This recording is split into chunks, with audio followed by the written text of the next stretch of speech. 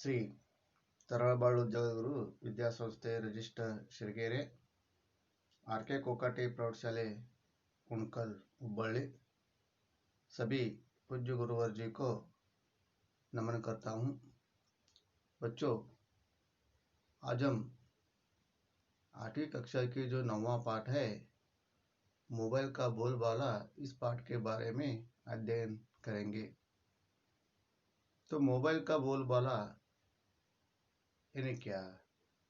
Mobile यानी mobile. आप सभी को मालूम है कि आज ज़्यादा से ज़्यादा सभी और या सभी के पास मोबाइल ही है। तो बोलबाला कहाँ भी देखो आज सभी तरफ हमें मोबाइल ही दिखा दे रहे हैं और मोबाइल ही बोल रहा है। तो इसी के ऊपर आज एक मोबाइल के ऊपर एक पाठ का यहाँ हम परिचय करना है या अध्ययन करना है। उस पाठ के लेखिका सुरेखा शर्मा शांति जी का सबसे पहले हम परिचय देखेंगे।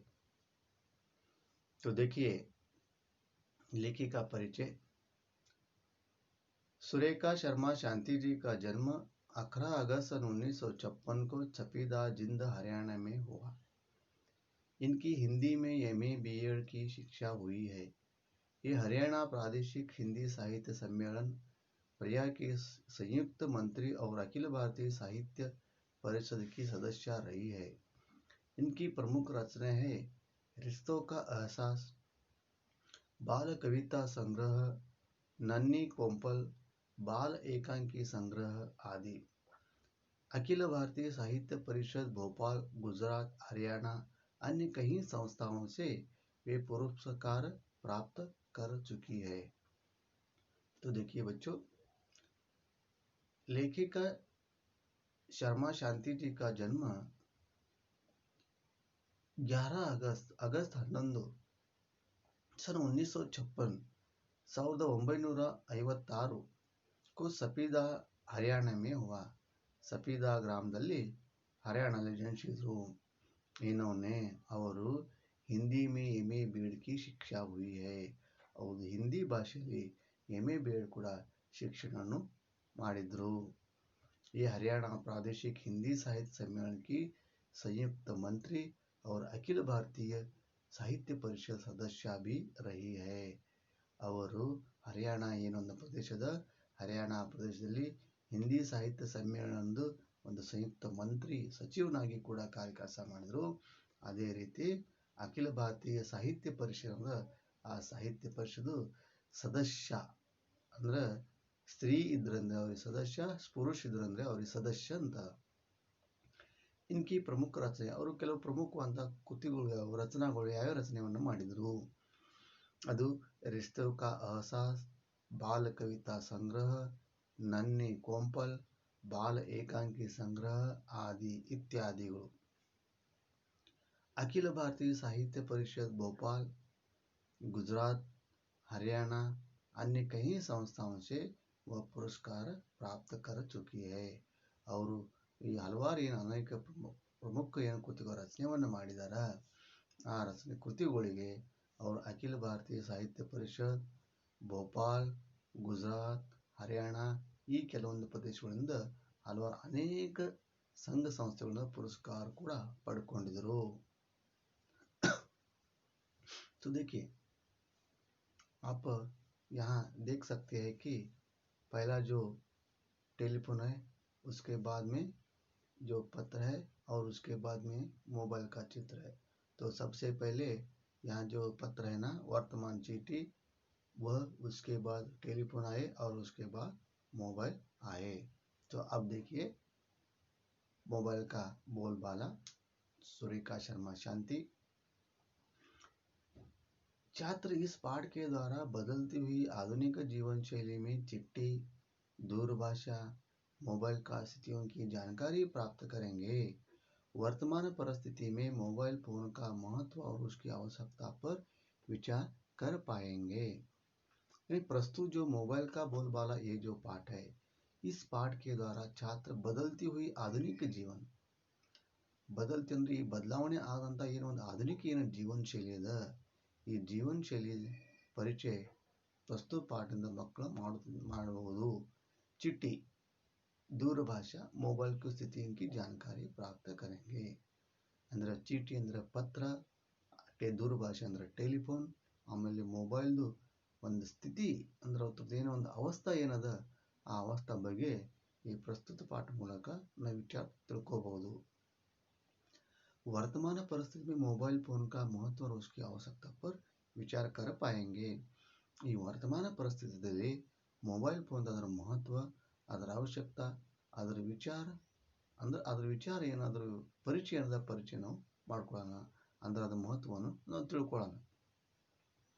तो देखिए ये जो मोबाइल है, मोबाइल यहाँ हमें बहुत ज़्यादा दिखा दे रहे हैं।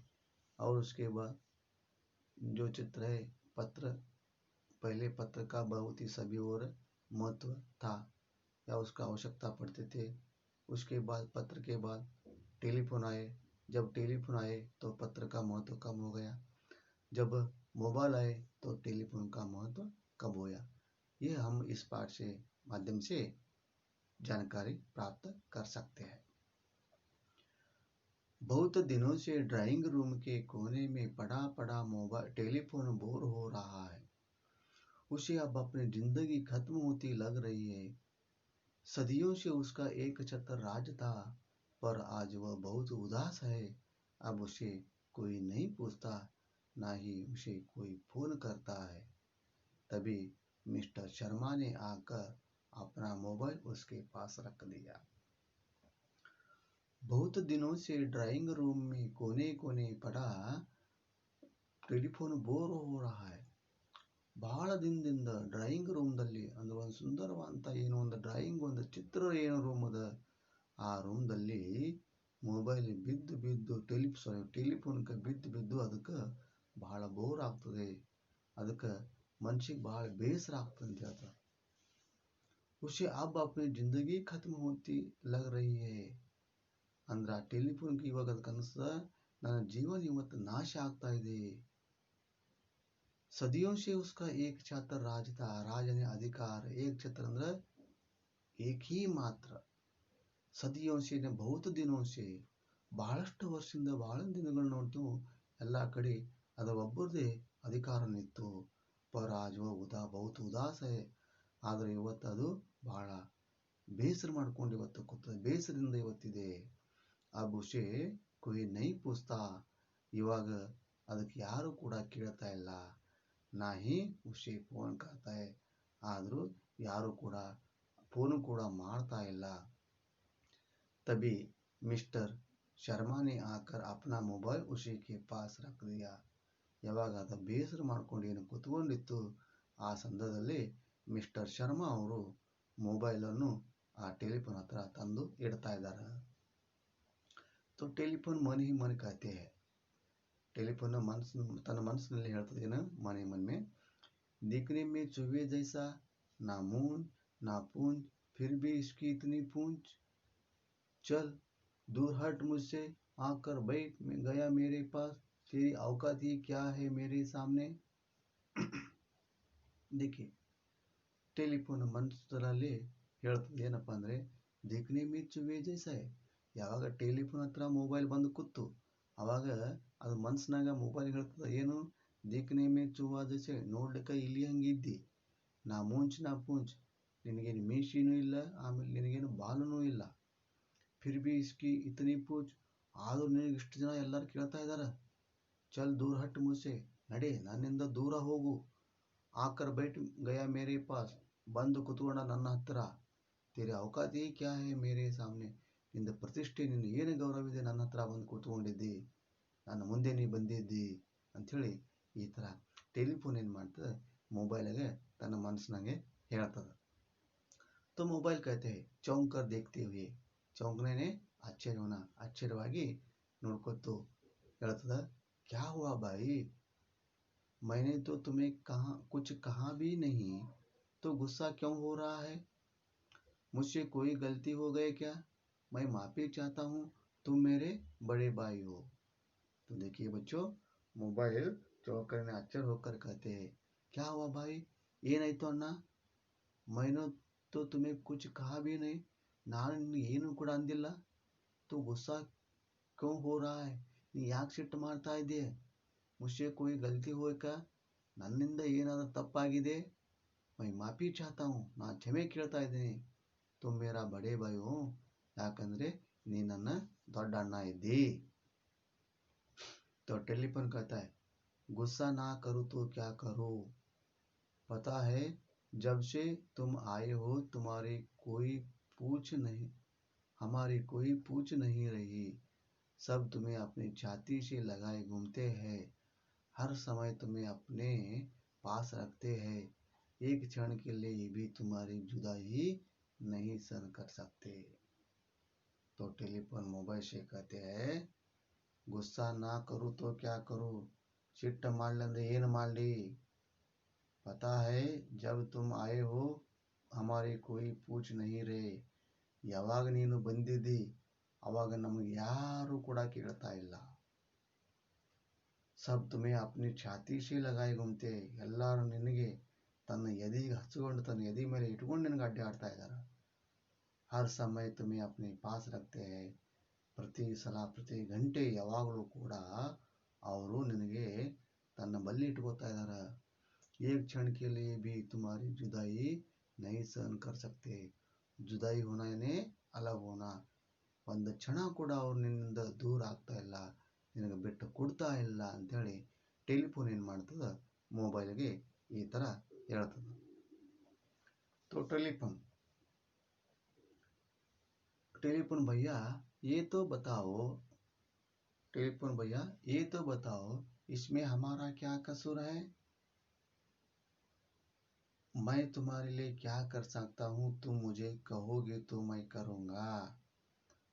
आवाग मोबाइल टेलीफोन होता, अन्ना ये बताओ ನೀ ಹೇಳು, इसमें हमारा क्या कसूर है, कसूर ಅಂದ್ರೆ गलत, ಇದ್ರಾಗ ನಂದೇನು ತಪ್ಪಿದೆ ಹೇಳು, मैं तुम्हारे लिए क्या कर सकता हूँ, ನಾನು ನಿನಗೋಸ್ಕರ ಏನು ಮಾಡಬೇಕು, तुम जो कहोगे मैं करूँगा, ನೀನು ಏನು ಹೇಳ್ತಿಲ್ಲ ಅದು ನಾನು ಮಾಡ್ತೀನಿ. तो टेलीफोन कहता है, तुम क्या करोगे, ನೀ ಏನು ಮಾಡ್ತಿ, अब तो तुम्हारे नए नए रूप बाजार में आ रहे, ಇವಾಗ ನಿನ್ನ ಹೊಸ ಹೊಸ ರೂಪಗಳು ಬಾಜಾರದಲ್ಲಿ ಬರ್ತಾ ಇದ್ದಾವೆ, चारों ओर तुम्हारे धूम मची हुई, धूम ಅಂದ್ರೆ ಆವಾಜ್, ನಾಲ್ಕು ದಿಕ್ಕಿಗೆ ಎಲ್ಲ ಕಡೆ ನಿಂದೆ ಶಬ್ದ ಕೇಳಿ ಬರ್ತಾ ಇದೆ, ನಿಂದೆ ಧ್ವನಿ ಕೇಳಿ ಬರ್ತಾ ಇದೆ, ದೇಖ್ ನಹಿ ರಹೆ ಮೇರಾ ಹಾಲ್, ಹಾಲ್ ಅಂದ್ರೆ ಪರಿಸ್ಥಿತಿ, ನೋಡ್ತಲ್ಲ ನಂದೇನು ಪರಿಸ್ಥಿತಿ ನಿರ್ಮಾಣ ಆಗಿದೆ, ಮೇರೆ ಸುಂದರ್ ಶೇ ಮುಕುಡೆ ಪರ್ ಧೂಳು ಜಮಿ ಪಡಿ ಹೈ, ನನ್ನ ಸುಂದರವಂತ ಏನು ಒಂದು ಮುಖ ಅದ, ನನ್ನ ಮುಖದ ಮೇಲೆ ಈ ಧೂಳು ತುಂಬಿ ಹೋಗಿದೆ, अब मुझे कोई साफ भी नहीं करता है, साफ करना यानी ಸ್ವಚ್ಛ करना, ಇವಾಗ ನನಗೆ ಯಾರು ಕೂಡ ಆ ಸ್ವಚ್ಛತೆ ಕೂಡ ನಂದು ಸ್ವಚ್ಛ ಕೂಡ ನನಗೆ ಮಾಡ್ತಾ ಇಲ್ಲ, ನನಗೆ ಕ್ಲೀನ್ ಕೂಡ ಯಾರು ಮಾಡ್ತಾ ಇಲ್ಲ ಅಂಥೇಳಿ ಟೆಲಿಫೋನ್ ಏನು ಮಾಡ್ತದೆ, ಮೊಬೈಲ್ಗೆ ಹೇಳ್ತದೆ. तो मोबाइल कहता है, भाई नाराज मत होइए, ಅಣ್ಣ ಬೇಸರ ಮಾಡ್ಕೋಬೇಡ, आप तो मेरे अग्रज है, अग्रजने बड़ा भाई, ನೀ ನನ್ನ ದೊಡ್ಡ ಅಣ್ಣ ಇದ್ದಿ, अब कभी न कभी तो तुम्हें बूढ़ा होना ही था, बूढ़ा होना यानी ವಯಸ್ಕ, ಇವಾಗ ನಿನಗೆ ಯಾವಾಗಾದರೂ ಒಂದಿಲ್ಲ ಒಂದು ಸಲ ನಿನಗೆ ಮುದುಕ ಆಗಬೇಕಾಗಿತ್ತು, सदियों से तुम्हारा ही रास्ता, सदियों ने बहुत दिनों से, ಬಹಳಷ್ಟು ದಿನದಿಂದ ನಿಂದೇ ರಾಜ್ ಇತ್ತು, ಅಧಿಕಾರ ಇತ್ತು, इसमें गुस्सा होने की बात है, ಇದರಲ್ಲಿ ಸಿಟ್ಟಾಗೋದು ಏನು ಮಾತಿದೆ, एक ना एक दिन ये होना ही था, ಒಂದು ದಿನ ಇಲ್ಲ ಒಂದು ದಿನ ಇದು ಆಗಬೇಕಾಗಿತ್ತು, ಇದು ನಡಿಬೇಕಾಗಿತ್ತು, ಅದು ನಡೆದು ಹೋಗ್ತಾ ಅದು ಆಗಿದೆ. तो टेलीफोन मोबाइल से कहता है, अपनी आवाज़ सुने मुझे महीनों बीत जाते हैं, पहले तो मेरी मालकिन मेरी इतनी सेवा करती थी, क्या मजाल की थोड़ी सी भी मिट्टी मेरे सलोने मुख पर गिर जाए, मैं दिन भर गुनगुनाता रहता था, मधुर और मीठी आवाज में. तो टेलीफोन मोबाइल से कहते हैं, अपनी आवाज़ सुने मुझे महीने बीत जाते हैं। महीने बीत जाने ने महीना निकल गया है, महीने हो चुका है. ನನ್ನ ಅವನ ಆವಾಜ ಶಬ್ದವನ್ನು ಕೇಳಿ ಎಷ್ಟೋ ತಿಂಗಳಾಗೋಗಿದೆ. पहले तो मेरी मालकिन मेरी इतनी सेवा करती थी. ಮೊದಲು ನನ್ನ ಮಾಲಕಿನ್ ಅಂದ್ರೆ ನನ್ನ ಮನೆ ಯಜಮಾನತಿ ಎಷ್ಟು ಸೇವೆಯನ್ನು ನನ್ನ ಮಾಡ್ತಾ ಇದ್ರು. क्या मजाल की थोड़ी सी मिट्टी मेरे सलोने मुख पर गिर जाए. ಒಂದು ಸ್ವಲ್ಪ ಏನು ಮಜಾಕ್ ಅಂದ್ರೆ ಒಂದು ವಿಚಾರ ಹೇಳೋದೇನಪ್ಪ ಅಂದ್ರೆ ಒಂದು ಸ್ವಲ್ಪ ಆ ಧೂಳನ್ನು ಮ್ಯಾಲೆ ಬಿತ್ತಂದ್ರೆ ತಕ್ಷಣ ನನಗೆ ಕ್ಲೀನ್ ಮಾಡ್ತಾ ಇದ್ರು. ಈಗ ಅದು ಯಾರೂ ಕೂಡ ಮಾಡ್ತಾ ಇಲ್ಲ. ಮೈ ದಿನ ಭರ್ ಗುಣಗುಣಾತಾ रहता था. ನಾನು ಇಡೀ ದಿನ ನಾನು ಗುಣಗುಣ ಅಂದ್ರೆ ನಾನು ಆ ರಿಂಗ್ ನಾನು ಬಾರಿಸೋದಂದ್ರೆ ನಾನು ಮಾತನಾಡ್ಕೊತಿರ್ತಿದ್ದ. ಮಧುರ ಅವ್ರ ಮೀಠಿ ಆವಾಜ್ ಮೇ ಮಧುರ ಮತ್ತು ಸುಂದರ ಏನು ಶಬ್ದದ ಆವಾಜದ ಆ ಧ್ವನಿಯಲ್ಲಿ ನಾನು ಮಾತನಾಡ್ತದ. ಅದೆಲ್ಲ ಇವಾಗ ಹೋಗಿಬಿಟ್ಟಿದೆ ಅಂಥೇಳಿ टेलीफोन ಏನು ಮಾಡ್ತದೆ, मोबाइल ಹೇಳ್ತದೆ. तो आप यहाँ एक बॉक्स देख सकते हैं, हम उसे पेटी कहते हैं, ट्रंक. उसमें बहुत सारे ऐसे जो क्या है, हाँ पत्र है. तो मोबाइल, बात तुम्हारी बिल्कुल सच है, पर तुम्हारे विचार आज के जमाने से मेल नहीं खाते. अब तुम वक्त के साथ चलना सीखो. तो मोबाइल टेलीफोन से कहते हैं, बात तुम्हारी बिल्कुल सच है. सच यानी सत्य. ಮಾತು ನಿಂದು ನಿಜವಾಗೂ ಸತ್ತಿದೆ. पर तुम्हारे विचार आज के जमाने से मेल नहीं खाते. ಆದರೆ ಏನಪ್ಪ, ನಿನ್ನೇನು ವಿಚಾರಗಳು ಇವತ್ತಿನ ಯುಗದಲ್ಲಿ ಅದು ಹೊಂದಾಣಿಕೆ ಆಗೋದಿಲ್ಲ, ಅದು ನಡೆಯೋದಿಲ್ಲ. अब तुम वक्त के साथ चलना सीखो. ವಕ್ತನೇ ಸಮಯ.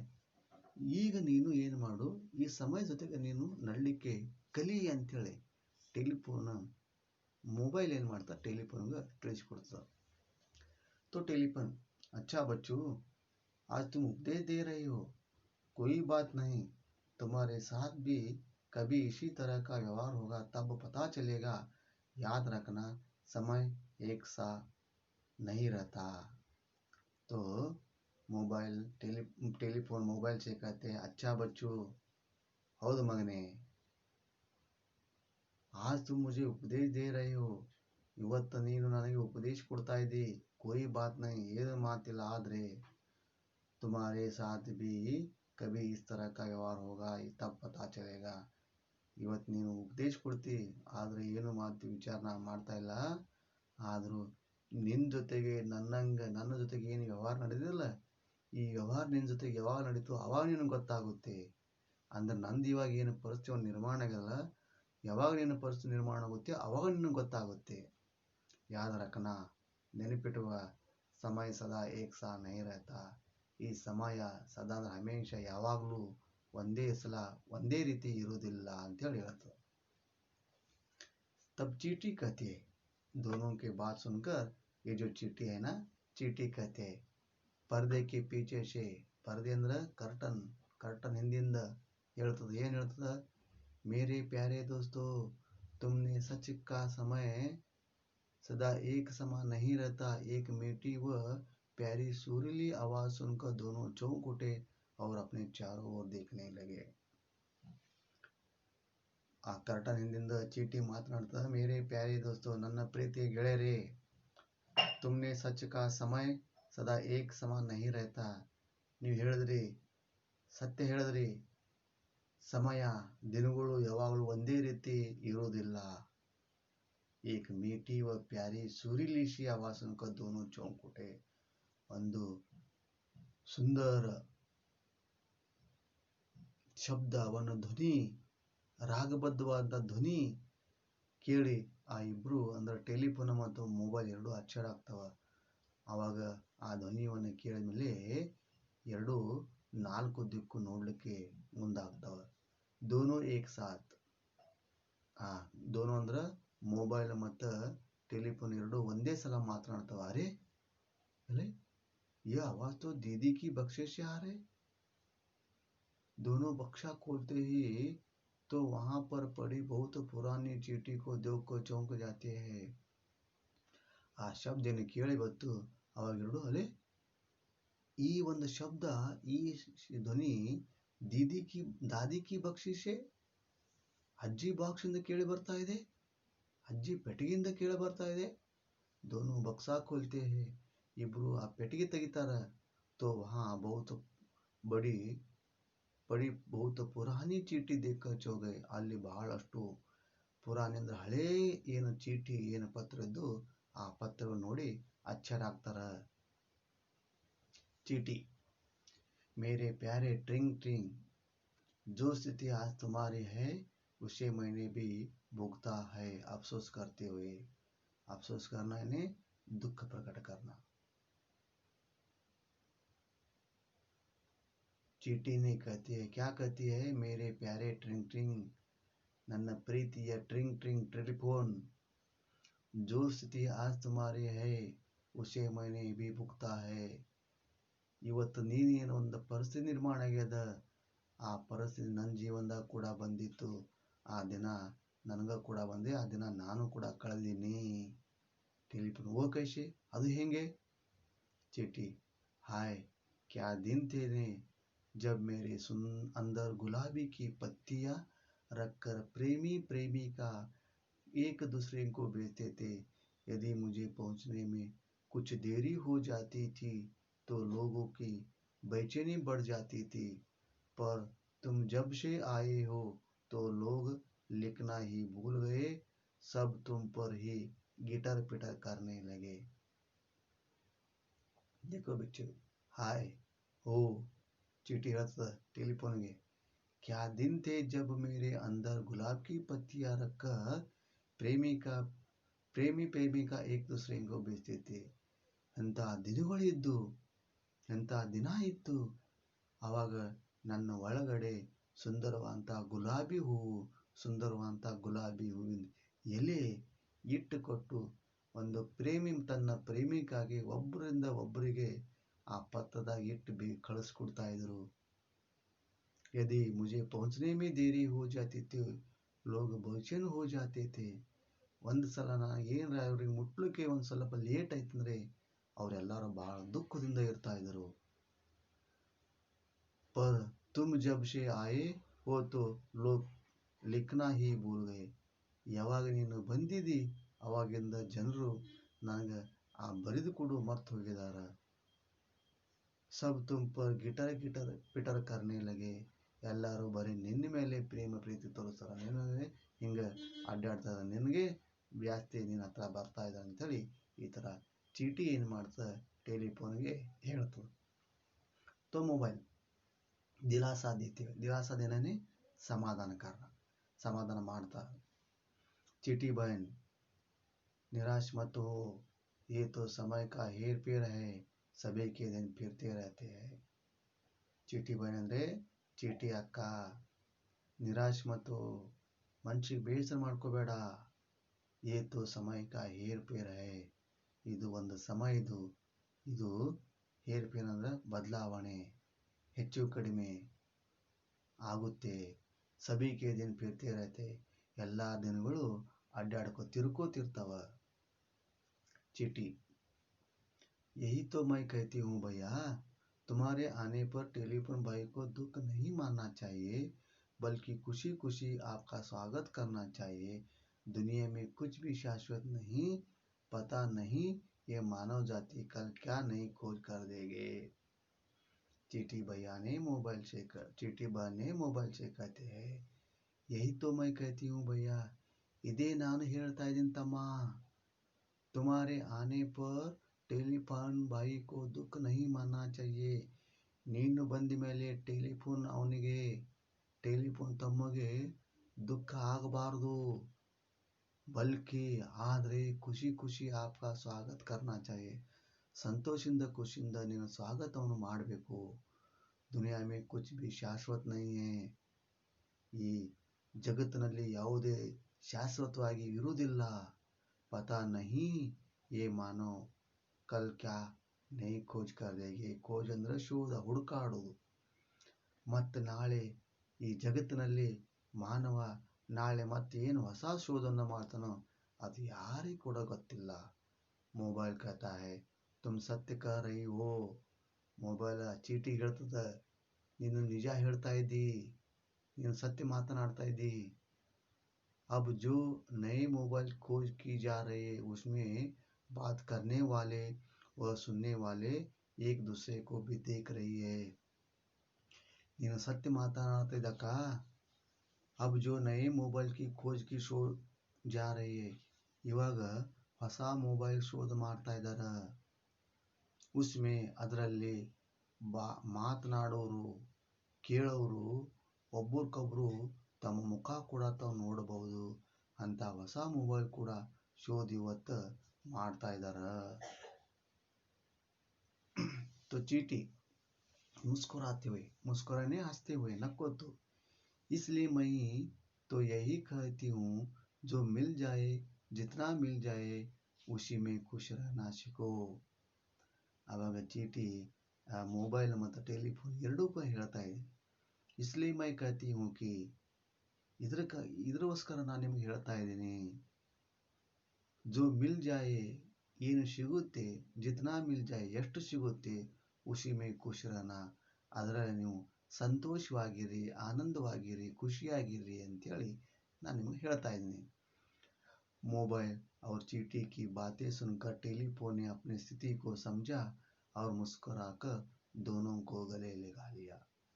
यह बात सुनते ही, मोबाइल और चीटी की बातें सुनते ही टेलीफोन दोनों को अपने गले लगा लेते हैं। गले लगा लेना इन्हें मिट्टी मारना है, मिट्टी मारना इन्हें ಅಪ್ಪಿಕೊಳ್ಳೋದು। ಮೊಬೈಲ್ ಮತ್ತು ಚೀಟಿ ಎರಡೂ ಮಾತನ್ನು ಕೇಳಿ ಟೆಲಿಫೋನ್ ಏನು ಮಾಡ್ತದೆ, ತನ್ನ ಒಂದು ಸ್ಥಿತಿ ಏನದ, ತನ್ನ ಒಂದು ಪರಿಸ್ಥಿತಿ ತಿಳ್ಕೊತದ। ಆವಾಗ ನಕ್ಕೋತು ಆ ಇಬ್ಬರಿಗೆ ಏನು ಮಾಡ್ತದೆ, ಅಪ್ಪಿಕೊಳ್ತದ। जैसे ही गले मिले तो मोबाइल पर रिंगटोन बजने उठी।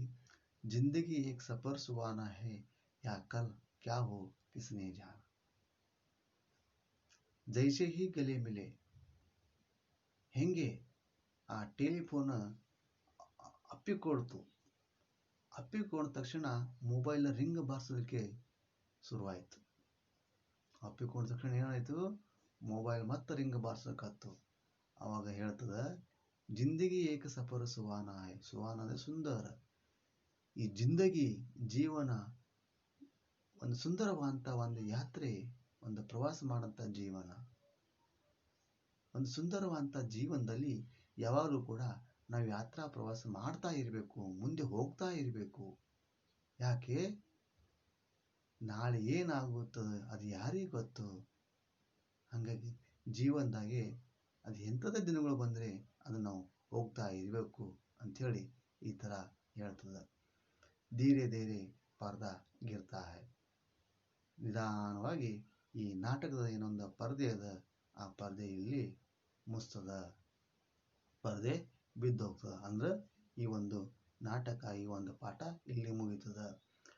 मंच पर नाटक करते समय अध्यापक की सहायता से टेलीफोन, मोबाइल, चीटी के पहचान चिन्ह चार्ट बना ले। ನೀವು ಕೂಡ ಮಕ್ಕಳೇ ಈ ಒಂದು ನಾಟಕ ನೀವು ಮಾಡಬಹುದು। ಈ ನಾಟಕ ಮಾಡುವ ಸಮಯದಲ್ಲಿ ಅಧ್ಯಾಪಕರ ಸಹಾಯತವನ್ನು ನೀವು ತಗೋರಿ। ಟೆಲಿಫೋನ್ ಚಿತ್ರ ಬಿಡಿಸ್ರಿ, ಮೊಬೈಲ್ ಆರಿ, ಮೊಬೈಲ್ ಚಿತ್ರ ಬಿಡಿಸಿ, ಚೀಟಿ ಆರಿ, ಚೀಟಿ ಚಿತ್ರ ಬಿಡಿಸ್ರಿ, ಅವೆಲ್ಲದ್ರ ಚಾರ್ಟನ್ನು ಮಾಡಿ ಈ ಥರ ನೀವು ಕೂಡ ಈ ಒಂದು ಸುಂದರವಾದಂಥ ನಾಟಕ ಒಂದು ಪಾಠದ ಆ ಪಾಠದ ಒಂದು ನಾಟಕ ರೂಪದಲ್ಲಿ ನೀವು ಮಾಡಬಹುದು ಮಕ್ಕಳೇ। ಶಬ್ದಾರ್ಥ ಕೂಡ ನಾ ಹಾಗೆ ನಿಮಗೆ ಹೇಳ್ಕೊತ ಬಂದಿದ್ದೀನಿ। ಇಲ್ಲಿ ಶಬ್ದಾರ್ಥ ನೀವು ಓದ್ಕೋರಿ, ಅದರ ಅರ್ಥ ಕೂಡ ನೀವು ತಿಳ್ಕೋರಿ ಮಕ್ಕಳೇ। ಮುಂದೆ एक वाक्य में उत्तर लिखिए प्रश्न ನಾನು ಓದ್ಕೋತ ಹೋಗ್ತಾ ನೋಡ್ರಿ। ड्राइंग रूम के कोने में कौन पड़ा था? टेलीफोन। टेलीफोन के पास अपना मोबाइल किसने रखा? यार इट्रो मिस्टर शर्मा। सब लोग किसी अपनी छाती से लगाए घूमते हैं मोबाइल। किसके मुकड़ी पर धूल जमी है? टेलीफोन। मोबाइल का अग्रज भाई कौन है? टेलीफोन। किसके दोनों चौंक गए? चीटी। ठीक है, 2-3 वाक्य में उत्तर लिखिए। टेलीफोन मन ही मन मोबाइल के बारे में क्या कहा? टेलीफोन की बातें सुनकर मोबाइल ने क्या कहा? पर्दे के पीछे से चिट्ठी ने क्या कहा? चींटी ने मुस्कुराते हुए क्या कहा? तो आदि बहुत सारे ऐसे जो ग्रामर है वह बिलिंग वचन भी आप सभी व्याकरण देखिए। तो यही आपने जो अध्ययन देखा इसका आपने सभी अच्छी तरह से अध्ययन किया है। तो इस अवधि को मैं यहीं पर विराम देता हूँ। धन्यवाद।